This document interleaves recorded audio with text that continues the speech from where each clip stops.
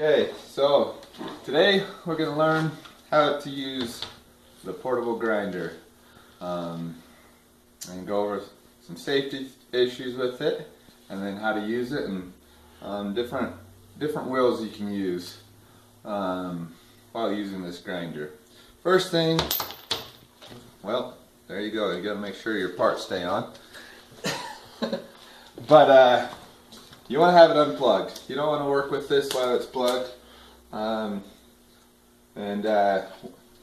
As with all things that move, you want to have your, in the shop, you want to have your eye protection. You don't want to have loose clothing or like long hair or long beard. That will not be a pretty sight if it gets caught up in this wheel. Okay, so one thing, people will be tempted to remove this guard. That's a big no-no. Never do that.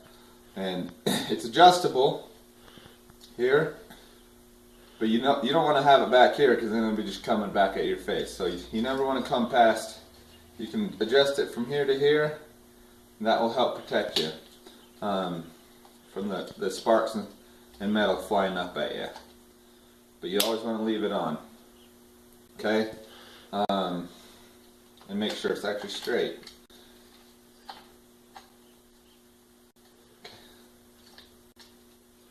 And then, let me get that straight on there.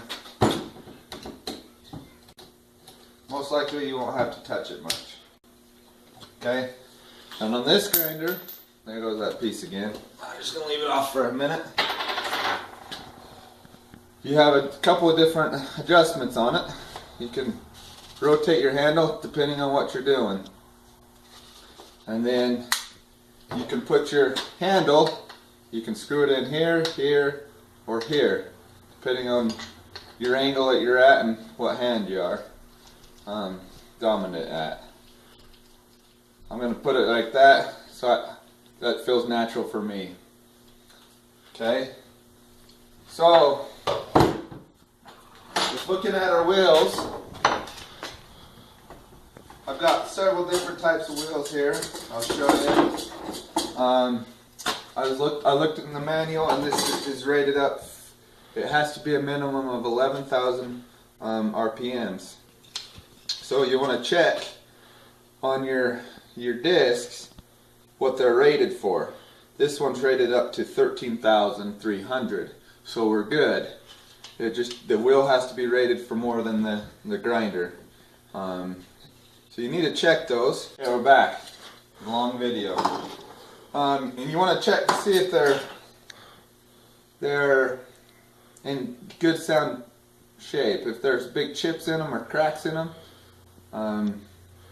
you don't want to use them. You also want to store these at room temperature. You don't want them freezing or getting wet. These are masonry blades. That thing's about shot. I should just throw him away. That wire brush. Now, there's just these two wheels look similar, and you'd be tempted to use them for the same thing. But if you read on them, one says it's for a masonry and one says it's for metal. So for like bricks and stuff, and so you don't want to cross over and use the wrong blade or a wheel on what you're using. Today, we're gonna try taking some of these burrs off of this bar here. So I'm gonna use a sort of a thicker one. If you use these thinner ones, it's more for cutting, and you'd probably just cut down through this way rather than grinding. So how to put this on is put your writing up. If you put it like this, it won't work. So put the writing up. Oh, I forgot my first guard. That one that kept falling off. It has little keys that fit over that. You can't put it on wrong. So okay, and then you take this and you screw it on till it's hand firm, and then Okay, we're showing you how to tighten up, put this wheel on and lock it into place. There's this tool right here that just fits in these slots, and this button here that I have to press and move it until it locks into place, and then I can go ahead and, while holding this button, tighten it, and then it's tight. It's ready to go. Okay?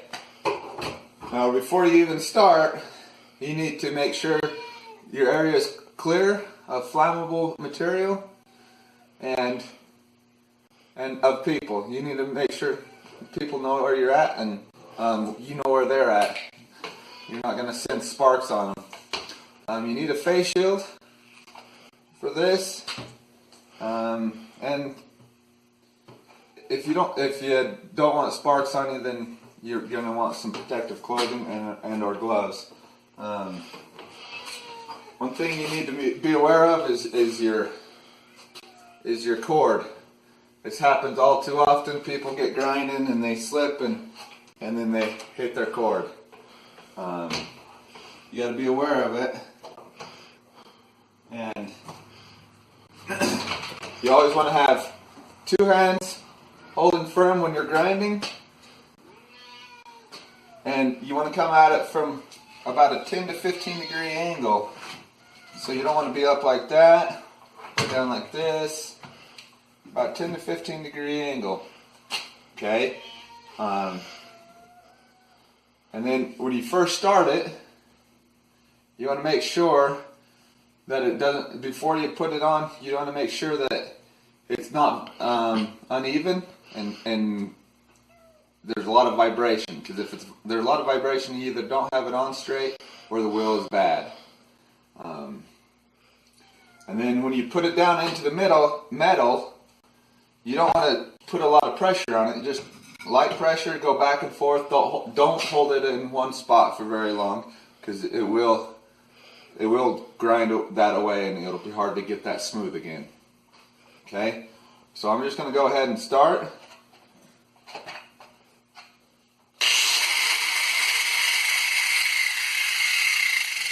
No vibration and everything's good.